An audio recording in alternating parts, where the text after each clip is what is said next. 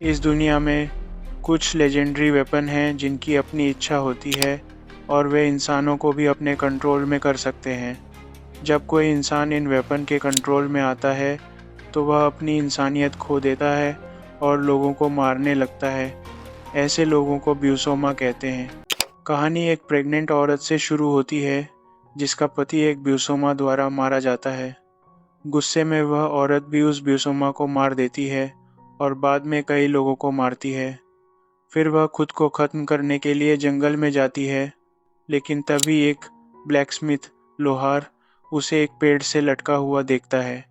वह लोहार एक रोते हुए बच्चे की आवाज़ सुनता है और देखता है कि एक छोटा बच्चा एक तलवार के साथ ज़मीन पर पड़ा है।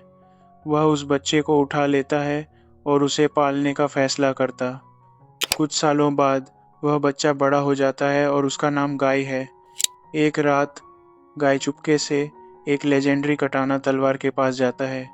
तबस्मी नाम का एक लड़का उसे देख लेता है और मास्टर लोहार को बता देता है। मास्टर कुछ नहीं करते क्योंकि उन्हें याद था कि जब गाय उन्हें मिला था तो वह भी एक तलवार के साथ ही था।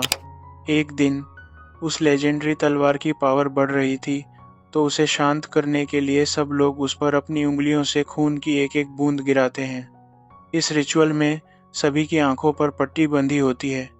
सियाको नाम की एक लड़की जिसे मास्टर ने पाला था, वह तलवार लाती है, लेकिन तबस्मी अपनी आंखों से पट्टी हटा लेता है और तलवार को देखता है। अचानक वह तलवार सियाको को कंट्रोल कर लेती है और तबस्मी पर हमला कर देती है। गाय तबस्मी को बचाने की कोशिश करता है, लेकिन तलवार उसके हाथ पर लगती है और उसका हाथ कट जाता है। गाय को बहुत दर्द होता है।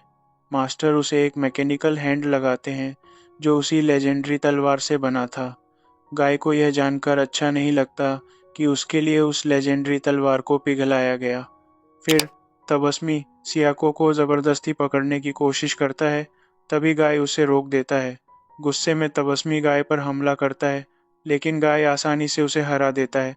अचानक गाय को अपने हाथ में लगी तलवार की आवाज़ सुनाई देती है, जो उसे तबस्मी को मारने के लिए कहती है। गाय लगभग तलवार के कंट्रोल में आ जाता है, लेकिन सियाको की आवाज़ सुनकर रुक जाता है। बाद में गाय अपने हाथ को दीवार से तोड़ना चाहता है ताकि वह आवाज़ बंद हो जाए। सियाको उसे पीछे से पकड़ लेती है, जिससे वह शांत हो जाता है। एक दिन तबस्मी एक लेजेंडरी स्पीयर के कंट्रोल में आ जाता है और ब्यूसोमा बन जाता है। वह गाय पर हमला करता है। गाय भी अपनी तलवार के कंट्रोल में आ जाता है और उसका हाथ भी एक वेपन में बदल जाता है। दोनों के बीच ज़बरदस्त लड़ाई होती है। गाय तबस्मी को हरा देता है, जो बेहोश हो जाता है। तभी एक हेलीकॉप्टर आता है और उन पर फायरिंग करता है। तबस्मी को होश आता है और वह भाग जाता है।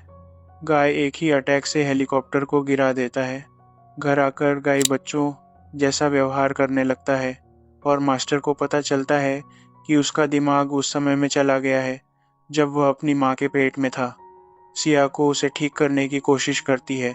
एक फेस्टिवल के दौरान तबस्मी फिर से गाय पर हमला करता है। तभी एक अनजान आदमी वहां आता है और अपनी रिंग जैसी पावर से तबस्मी का हाथ काट देता है। वह आदमी, जो किंजो है, उस ब्यूसोमा को हरा देता है। वह गाय को बताता है कि वह उसे एक दूसरी दुनिया दिखा सकता है।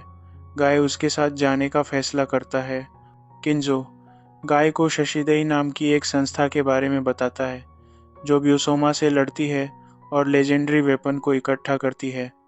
फिर वे एक और ब्यूसोमा से लड़ने जाते हैं, जो दो वेपन के कंट्रोल में है। उस ब्यूसोमा के पास लाइटिंग अटैक की पावर है।